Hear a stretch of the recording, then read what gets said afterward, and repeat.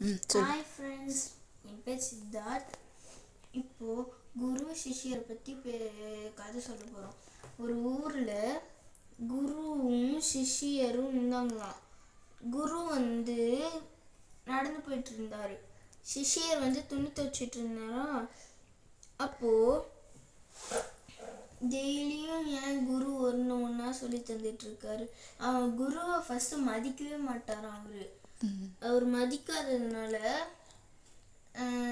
குரு மதிக்கவே மாட்டாராம் குருவை. ஒரு நாள் சிஷ்யர் ஏன் நீங்கள் ஒன்றா சொல்லி தந்துட்டுருக்கீங்க, ஏன் நீங்கள் எல்லாத்தையும் சொல்லி தர மாட்டீங்க, ஒன்றா தான் சொல்லி தந்துட்டுருக்கீங்க. இப்போ நீ எல்லாத்தையும் சொல்லி தந்தா உனக்கு புரியாது. ஒரு நாளுக்கு ஒன்றா தான் சொல்லித்தரணும். இப்போ மெயின் ரோட்டுக்கு அங்கே போய் ட்ராலி பஸ்ஸு எல்லாத்தோட நம்பரையும் பார்த்துட்டு ஓடிவான்னு சொன்னாராம்.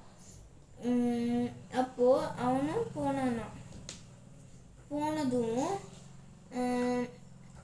இந்தாண்ட ஒரு ட்ராலி போகுது, இந்தாண்ட ஒரு கார் போகுது, இந்தாண்ட ஒரு கார் போகுது, இந்தாண்ட ஒரு கார் போகுது. எல்லா காரும் போயிடுச்சான். திரும்பியும் எல்லா காரும் சிக்னலில் நின்றுட்டு இருக்கும்போது பார்க்கலான்னு போனால் அப்போது சிக்னலை ஆன் பண்ணிட்டானா. அப்போது எல்லா காரும் ஓடி போயிடுச்சான்.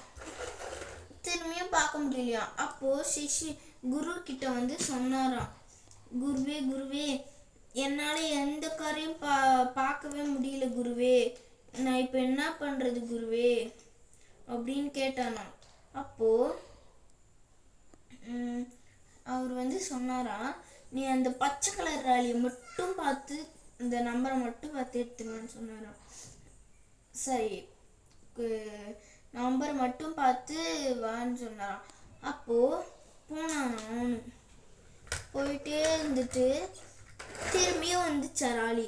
அப்போது அதோட நம்பரை பார்த்துட்டு சொன்னாராம், 4, 5, 6ன்னு சொல்லிட்டாராம்.